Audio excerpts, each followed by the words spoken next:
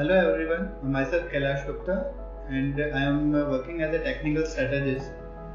So today we are starting a new YouTube e-learning series on technical analysis and उसके बारे में कि technical analysis होता क्या है या क्यों हमें use करना चाहिए या किस तरीके से हमें technical analysis help करेगा to trade in the stock market.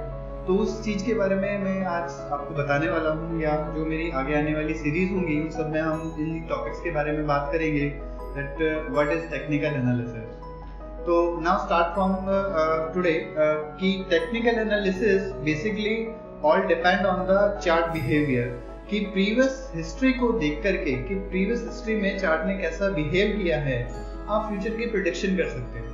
अब मार्केट के अंदर जब आप एंटर होते हैं तो आपको दो तरीके के एनालिसिस दिखाई देते हैं, that is the technical analysis and fundamental analysis.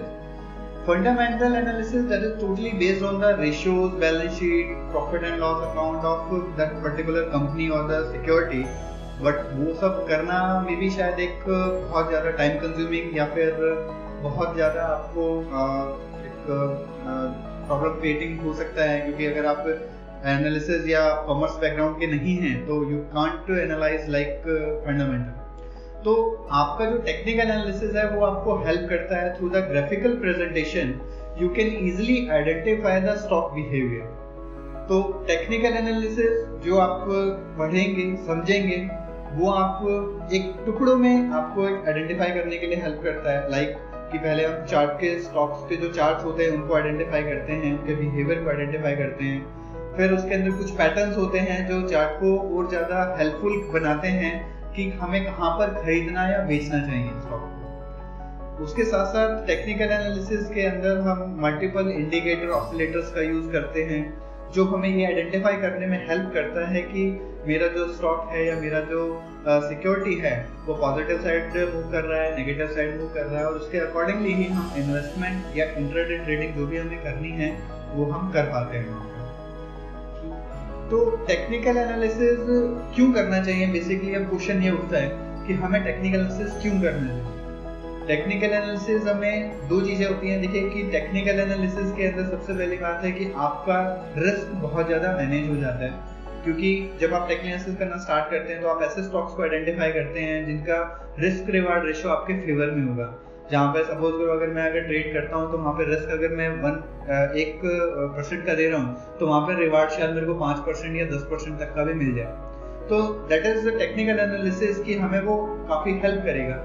दूसरा उसके अंदर आप जो टेक्निकल एनालिसिस यूज़ करते हैं वो पर्टिकुलरली आप स्टॉक्स को आइडेंटिफाई आराम से कर सकते हैं. आपके पास मार्केट के अंदर 1500-1700 स्टॉक्स हैं, पर्टिकुलर किन स्टॉक के अंदर मैं काम करूँ, किस स्टॉक के अंदर नहीं करूँ. तो वो सब चीज़ें हम जो इंडिकेटर या ऑसिलेटर जो होते हैं उनके बेस पे स्ट्रेटजीज बनती हैं. उसके बेसिस पे हमारे नए नए एक क्रिएशन होती है, स्ट्रेटजीज की कंडीशंस की क्रिएशन होती है, और उसके थ्रू हम स्कैनिंग पार्ट के थ्रू हम जो स्टॉक्स हैं उनको आइडेंटिफाई कर पाते हैं कि इन स्टॉक्स के अंदर ही मुझे काम करना है. तो आपका जो बहुत ज़्यादा जो लंबा प्रोसेस होता है कि एक एक करके मैं स्टॉक्स को आइडेंटिफाई नहीं कर सकता, वो मेरा छोटा हो जाएगा और मैं पर्टिकुलर एक फोकस वे में पर्टिकुलर उन्हीं स्टॉक्स के ऊपर काम करूंगा जो स्टॉक्स मेरे फेवर में होंगे या मेरे को जो उसके अंदर प्रॉफिटेबिलिटी लग रही होगी. इसके साथ ही जो हम आगे आने वाली जो हमारी सीरीज रहेगी जिसके अंदर हम टेक्निकल एनालिसिस के बारे में आइडिया देंगे आपको या लॉजिक्स आपको स्ट्रेटजी बताएंगे, उसके अंदर हम वहाँ पर और ज़्यादा डीप में बात करेंगे कि किस किस तरीके की स्ट्रेटजीज या किस किस तरीके के लॉजिक लगा करके आप अपने टेक्निकल एनालिसिस को यूज़ करके आप स्टॉक्स को आइडेंटिफाई कर सकते हो, ट्रेड कर सकते हो, प्रॉफिट कमा सकते हो. तो इस वीडियो को